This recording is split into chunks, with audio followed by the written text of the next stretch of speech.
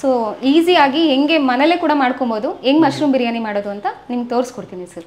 ಜಾಸ್ತಿ ಫ್ರೈ ಆಗುತ್ತೆ ಒಂದು, ಸೊ ಟೇಸ್ಟ್ ಸಿಗಲ್ಲ. ಈಗ ಎಲ್ಲ ಐಟಮ್ಸ್ನು ಹಾಕ್ದಾಗ ಉರಿ ಜಾಸ್ತಿ ಇತ್ತು ಅಂತಾರೆ ಅದೆಲ್ಲ ಸೀದೋದಂಗೆ ಆಗುತ್ತೆ, ಅದು ಫ್ಲೇವರ್ ಹೊಟ್ಟೋಗ್ಬಿಡುತ್ತೆ ಸರ್. ಅದ್ರದ್ದೆಲ್ಲ ಫ್ಲೇವರ್ ಹಾಗೆ ಉಳ್ಕೊಬೇಕು ಅಂದರೆ ಸೊ ಇದು ಲೋ ಫ್ಲೇಮಲ್ಲೇ ಇರಬೇಕು. ಅಂದರೆ ಅಕ್ಕಿ ಹಾಕೋದಕ್ಕಿಂತ ಮುಂಚೆನೆ ನೀರಿಗೆನೆ ಮಶ್ರೂಮ್ ಹಾಕ್ತಾರೆ. ಸೊ ಹಂಗೆ ಹಾಕೋದ್ರಿಂದ ಏನಾಗುತ್ತೆ ಅಂತಂದರೆ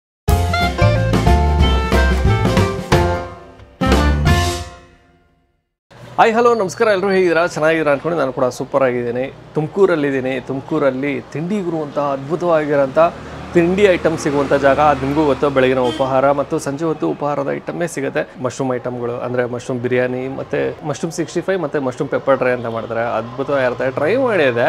ಸೊ ಮಶ್ರೂಮ್ ಬಿರಿಯಾನಿದು ಏನೋ ರೆಸಿಪಿ ತೋರಿಸ್ಬೋದಾ ಮೇಡಮ್ ಅಂತ ರಿಕ್ವೆಸ್ಟ್ ಮಾಡ್ಕೊಂಡಿದೆ. ಸೊ ತೋರಿಸೋಣ ಅಂತ ಅಂದಿದ್ರು. ಸೊ ಹಾಗಾಗಿ ಬಂದಿದ್ದೀನಿ. ಮಶ್ರೂಮ್ ರೆಸಿಪಿ ವಿಡಿಯೋ ಕಂಟಿನ್ಯೂ ಆಗುತ್ತೆ. ಅದಕ್ಕೂ ಮುಂಚೆ ನೀವು ನಮ್ಮ ಚಾನಲ್ಗೆ ಸಬ್ಸ್ಕ್ರೈಬ್ ಆಗಿಲ್ಲ ಅಂದರೆ ದಯವಿಟ್ಟು ನಮ್ಮ ಚಾನಲ್ನ ಸಬ್ಸ್ಕ್ರೈಬ್ ಮಾಡಿ, ವಿಡಿಯೋನ ಲೈಕ್ ಮಾಡಿ, ಶೇರ್ ಮಾಡಿ, ಕಮೆಂಟ್ ಮಾಡಿ ಅಂತ ಹೇಳ್ತಾ ಅದ್ಭುತವಾಗಿರೋಂಥ mushroom biryani recipe video continue ಆಗುತ್ತೆ.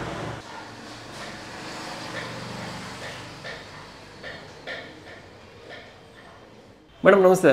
ನಮಸ್ತೆ ಸರ್. ಮೇಡಮ್ ತಿಂಡಿ ಗುರು, ಸೊ ಅದ್ಭುತವಾಗಿರೋಂಥ ತಿಂಡಿಗಳು ಸಿಗುತ್ತೆ. ಮತ್ತಿನ್ನು ಮಶ್ರೂಮ್ ಬಿರಿಯಾನಿ ಕೂಡ ಸಿಗುತ್ತೆ ನಿಮ್ಮಲ್ಲಿ. ಸೊ ಮಶ್ರೂಮ್ ಬಿರಿಯಾನಿ ರೆಸಿಪಿ ಸಿಗುತ್ತೆ ಅಂತ ಕೇಳಿದೆ. ಸೊ ತೋರಿಸೋಣ ಅಂತ ಅಂದಿದ್ರಿ. ಅಫ್ಕೋರ್ಸ್ ಸರ್, ಅದು ನಮ್ಮ ಕಡೆ ಮಶ್ರೂಮ್ ಬಿರಿಯಾನಿ ತುಂಬ ಫೇಮಸ್ಸು. ಓಕೆ. ಎವ್ರಿ ಡೇ ಸಂಜೆ ಮಶ್ರೂಮ್ ಬಿರಿಯಾನಿ ಸಿಗುತ್ತೆ. ಕಾಮನ್ ಆಗಿ ಸಂಡೇ ಹೊತ್ತು ಜಾಸ್ತಿ ಇರುತ್ತೆ, ತುಂಬ ಕ್ರೌಡ್ ಇರುತ್ತೆ. ಸೊ ಈಸಿಯಾಗಿ ಹೆಂಗೆ ಮನೇಲೆ ಕೂಡ ಮಾಡ್ಕೊಬೋದು, ಹೆಂಗೆ ಮಶ್ರೂಮ್ ಬಿರಿಯಾನಿ ಮಾಡೋದು ಅಂತ ನಿಮ್ಗೆ ತೋರಿಸ್ಕೊಡ್ತೀನಿ ಸರ್. ಖಂಡಿತ. ಓಕೆ, ಏನೇನು ಬೇಕಾಗುತ್ತೆ ಮೇಡಮ್? ಸರ್ ಮಶ್ರೂಮ್ ಬಿರಿಯಾನಿಗೆ ನಾವು ಬಟನ್ ಮಶ್ರೂಮ್ ತಗೊಂಡಿದ್ದೀವಿ. ಸೊ ಇದನ್ನ ನಾವು 2 ಪೀಸ್ ಮಾಡ್ತೀವಿ. ಸೊ 4 ಪೀಸ್ ಏನಕ್ಕೆ ಮಾಡಲ್ಲ ಅಂದರೆ ನಾವು ತಿನ್ಬೇಕಾದ್ರೆ ಬೈಟಿಗೆ ಸಿಗೋದಿಲ್ಲ ಅಂತ. ಸೊ 2 ಪೀಸ್ ಮಾಡಿರ್ತೀವಿ. ಇದನ್ನ ಕ್ಲೀನಾಗಿ ತೊಳೆದು 2 ಪೀಸ್ ಮಾಡಿ ಹೆಚ್ಚಿಟ್ಕೊಂಡಿದ್ದೀವಿ. ಇನ್ನು ನೆಕ್ಸ್ಟು ಇದಕ್ಕೆ ಗರಂ ಮಸಾಲ, ಆನಿಯನ್ನು, ಮತ್ತು ಪುದೀನ, ಕೊತ್ತಂಬರಿ ಸೊಪ್ಪು, ಮೆಂತ್ಯ ಸೊಪ್ಪು, ಮಸಾಲೆ ಐಟಮಲ್ಲಿ ಪಲಾವ್ ಎಲೆ, ಚಕ್ಕೆ, ಲವಂಗ, ಅನಾನಸ್ ಹೂವು, ಮರಾಠ ಮೊಗ್ಗು. ಸೊ ಅದು ಮಸಾಲೆ ಐಟಮ್ ರೆಡಿ ಮಾಡ್ಕೊಂಡಿದ್ವಿ. ಅದಾದಮೇಲೆ ಟೊಮ್ಯಾಟೊ. ಈ ಟೊಮ್ಯಾಟೊ ನಾವು ಹುಳಿ ಟೊಮೊಟೊ ಯಾಕೆ ಯೂಸ್ ಮಾಡ್ತೀವಿ ಅಂದರೆ ಜಾಮೂನ್ ಟೊಮೊಟೊ ಆದರೆ ಸ್ವಲ್ಪ ಸ್ವೀಟ್ ಬಂದುಬಿಡುತ್ತೆ, ಮಶ್ರೂಮ್ ಬಿರಿಯಾನಿಗೆ ಅದು ಸರಿ ಹೋಗಲ್ಲ. ಸೊ ಹಂಗಾಗಿ ಹುಳಿ ಟೊಮೊಟೊ ಯೂಸ್ ಮಾಡ್ತಿದ್ದೀವಿ. ಅದಾದಮೇಲೆ ಹಸಿಮೆಣಸಿನ್ಕಾಯಿ, ಶುಂಠಿ ಬೆಳ್ಳುಳ್ಳಿ ಪೇಸ್ಟು, ಇಷ್ಟು ಕೂಡ ಇಂಗ್ರೀಡಿಯೆಂಟ್ಸ್ ಬೇಕಾಗಿರೋದು. ಸೊ ಇದರಲ್ಲಿ ಪುದೀನ ಮತ್ತು ಕೊತ್ತಂಬರಿ ಸೊಪ್ಪು, ಮೆಂತ್ಯ ಸೊಪ್ಪು, ಹಸಿಮೆಣಸಿನ್ಕಾಯಿ, ಟೊಮ್ಯಾಟೊ ಇಷ್ಟನ್ನು ಸಪ್ರೇಟ್ ಆಗಿ ರುಬ್ಬಿಟ್ಕೊಬೇಕು. ಅಂದ್ರೆ ಅದನ್ನ ಮಾತ್ರ ಸಪ್ರೇಟ್ ಆಗಿ ರುಬ್ಕೋಬೇಕು. ಹೌದು, ಸಪ್ರೇಟ್ ಎಲ್ಲ ಒಟ್ಟಿಗೆ ರುಬ್ಬಾರ್ದಾ? ಇಲ್ಲ, ಎಲ್ಲ ಒಟ್ಟಿಗೆ ರುಬ್ಬಿದ್ರೆ ಅದು ಟೇಸ್ಟ್ ಸಿಗಲ್ಲ ಸರ್.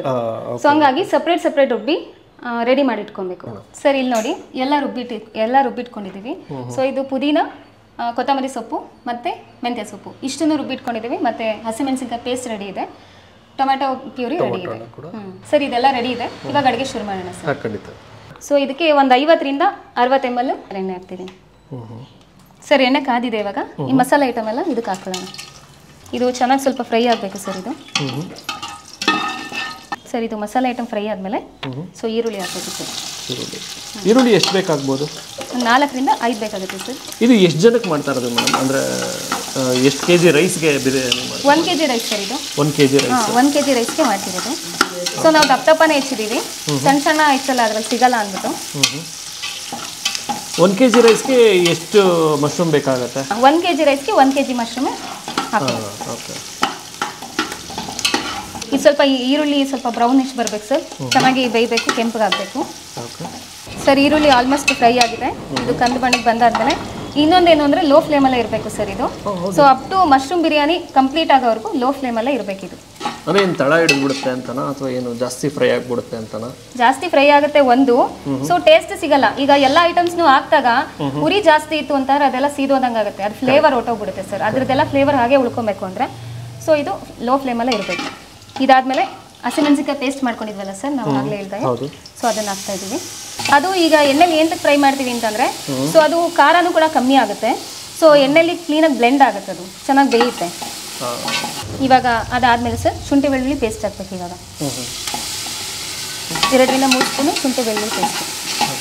ಈ ಶುಂಠಿ ಬೆಳ್ಳುಳ್ಳಿ ಪೇಸ್ಟು ಇದು ಹಸಿ ವಾಸನೆ ಹೋಗೋವರೆಗೂ ಫ್ರೈ ಮಾಡ್ಕೊಬೇಕು.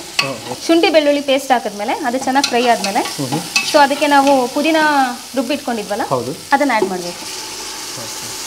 ಅದನ್ನು ಕೂಡ ಸ್ವಲ್ಪ ಫ್ರೈ ಮಾಡಬೇಕು. ಇದು ಕೂಡ ಹಸಿ ವಾಸನೆ ಹೋಗೋವರೆಗೂ ಫ್ರೈ ಮಾಡಬೇಕಾಗುತ್ತೆ. ಅಂದರೆ ನಾವು ಪ್ರತಿಯೊಂದು ಹಾಕಿದಾಗಲೂ ಒಂದೊಂದು 5 ಮಿನಿಟ್ಸ್ ಫ್ರೈ ಮಾಡ್ತಾ ಹೋಗ್ಬೇಕು. ಒಂದೇ ಸಲ ಎಲ್ಲದನ್ನು ಆ್ಯಡ್ ಮಾಡಬಾರ್ದು. ಸರ್ ಇವಾಗ ಪುದೀನ ಸೊಪ್ಪು ಫ್ರೈ ಮಾಡ್ಕೊಂಡಾಗಿದೆ. ಅದಾದಮೇಲೆ ಮೆಂತ್ಯ ಸೊಪ್ಪು ರುಬ್ಕೊಂಡಿದ್ವಲ್ಲ ಅದನ್ನು ಹಾಕ್ತಾಯಿದ್ದೀನಿ. ಅದನ್ನು ಕೂಡ ಒಂದು 5 ನಿಮಿಷ ಫ್ರೈ ಮಾಡ್ಕೊಬೇಕು ಸರ್. ಇದು ಫ್ರೈ ಆದಮೇಲೆ ಕೊತ್ತಂಬರಿ ಸೊಪ್ಪು ಹಾಕಬೇಕು, ಅದ್ರದ್ದು ಪೇಸ್ಟನ್ನ ಹಾಕ್ಕೊಬೇಕು. ಇದು ಕೂಡ 5 ನಿಮಿಷ ಫ್ರೈ ಮಾಡ್ಕೊಬೇಕು ಸರ್. ಕೊತ್ತಂಬರಿ ಸೊಪ್ಪನ್ನ ನಾವು ಪೇಸ್ಟ್ ಮಾಡಿ ಹಾಕ್ಕೊಂಡಿದ್ವಲ್ಲ ಅದು ಆಲ್ಮೋಸ್ಟ್ ಫ್ರೈ ಆಗಿದೆ. ಸೊ ಇವಾಗ ನೆಕ್ಸ್ಟ್ ಏನು ಮಾಡಬೇಕು ಅಂದರೆ ನಾವು ಟೊಮ್ಯಾಟೊ ರುಬ್ಬಿಟ್ಕೊಂಡಿರ್ತೀವಲ್ಲ ಟೊಮ್ಯಾಟೊ ಹಾಕಬೇಕು, ಟೊಮೆಟೊ ಪೇಸ್ಟ್. ಸೊ ಇದನ್ನು ಕೂಡ ಫ್ರೈ ಮಾಡ್ಕೊಬೇಕು ಸರ್. ಇದಾದಮೇಲೆ 2 ಸ್ಪೂನ್ ಅರಿಶಿನ ಹಾಕ್ತಿದ್ದೀನಿ.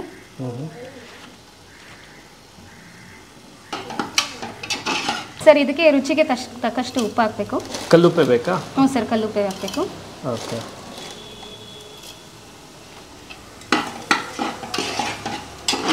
ಸರ್ ಉಪ್ಪೆಲ್ಲ ಹಾಕಿ ಫ್ರೈ ಆದಮೇಲೆ ಇದಕ್ಕೆ ಗರಂ ಮಸಾಲ ಹಾಕ್ತೀವಿ. ನಾವೇ ಮಾಡ್ಕೊಂಡಿರೋದು ಸರ್ ಇದು ಗರಂ ಮಸಾಲ. ಹೌದಾ? ಗರಂ ಮಸಾಲ ನೀವೇ ಮಾಡ್ತೀರಾ? ಹಾಂ ಸರ್, ನಾವೇ ಮಾಡ್ಕೊಂಡಿರೋದು ಗರಂ ಮಸಾಲ. ಸರ್ ಇದೆಲ್ಲ ಫ್ರೈ ಆದಮೇಲೆ ನಾವು 1 kg ಅಕ್ಕಿಗೆ 2 ಲೀಟ್ರ್ ನೀರು ಹಾಕಬೇಕು. 2 ಲೀಟ್ರ್ ನೀರು? 1 kg ಅಕ್ಕಿಗೆ 2 ಲೀಟ್ರ್ ನೀರು ಹಾಕಬೇಕು.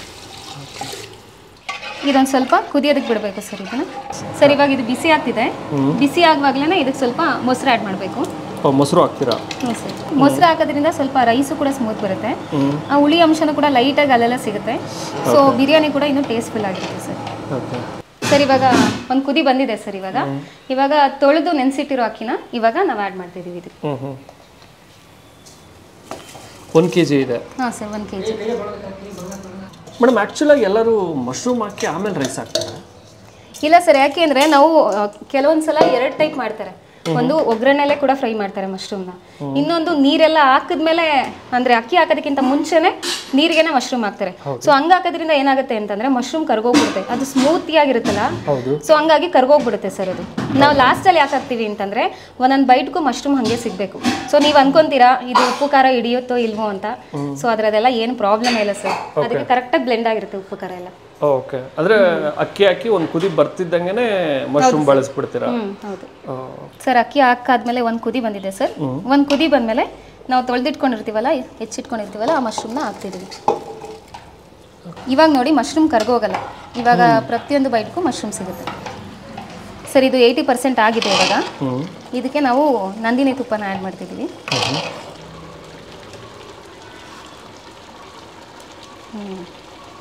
ಈ ತುಪ್ಪ ಎಲ್ಲ ಹಾಕಿದ್ಮೇಲೆ ಸರ್ ಚೆನ್ನಾಗಿ ಇದನ್ನು ಮಿಕ್ಸ್ ಮಾಡಿಬಿಟ್ಟು ಇವಾಗ ದಮ್ ಕಟ್ಟಬೇಕು ಸರ್. ಇದನ್ನ ಅದು ದಮ್ ಕಟ್ಟಿದಾಗ ಅದರಲ್ಲೇ ಬೇಯಬೇಕಿದು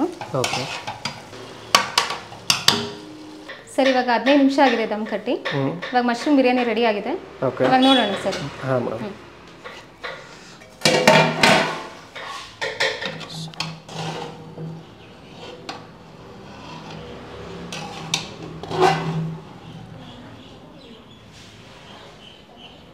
ಸರ್ ಬಿರಿಯಾನಿ ರೆಡಿ ಇದೆ ಸರ್. ಇವಾಗ ಟೇಸ್ಟ್ ಮಾಡಿ ನೋಡಿ ನಮ್ಮ ತಿಂಡಿಗುರು ಮಶ್ರೂಮ್ ಬಿರಿಯಾನಿ ಹೇಗಿದೆ ಅಂತ. ಖಂಡಿತ.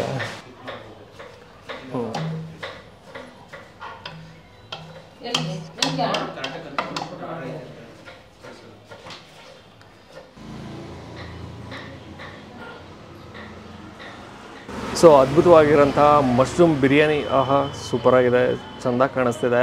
ತಿಂಡಿಗುರು ತುಮಕೂರಿನಲ್ಲಿ ಅದ್ಭುತವಾಗಿರೋಂಥ ಮಶ್ರೂಮ್ ಬಿರಿಯಾನಿ ಮಾಡ್ತಾರೆ. ಸೊ ಅದರ ಒಂದು ರೆಸಿಪಿ ಕೇಳಿದ್ದೆ, ತೋರಿಸ್ತೀವಿ ಅಂದಿದ್ರು. ಸೊ ಹಾಗಾಗಿ ಅದ್ಭುತವಾಗಿರೋಂಥ ಮಶ್ರೂಮ್ ಬಿರಿಯಾನಿ ಮಾಡಿ ಕೊಟ್ಟಿದ್ದಾರೆ. ಸೊ ಬಿಸಿ ಬಿಸಿ ಇದೆ.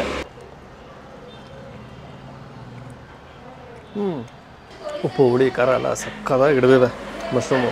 ನಾನು ಮಶ್ರೂಮು ಲಾಸ್ಟಲ್ಲಿ ಬಳಸ್ತಾರಲ್ಲ, ಹಿಡಿಯುತ್ತೋ ಇಲ್ವೋ ಅಂದ್ಕೊಂಡಿದ್ದೆ, ಬಟ್ ಚೆನ್ನಾಗಿ ಹಿಡಿಯುತ್ತೆ. ಇನ್ನು ರೈಸ್ ಜೊತೆ ಮಶ್ರೂಮ್ ಬಿರಿಯಾನಿ.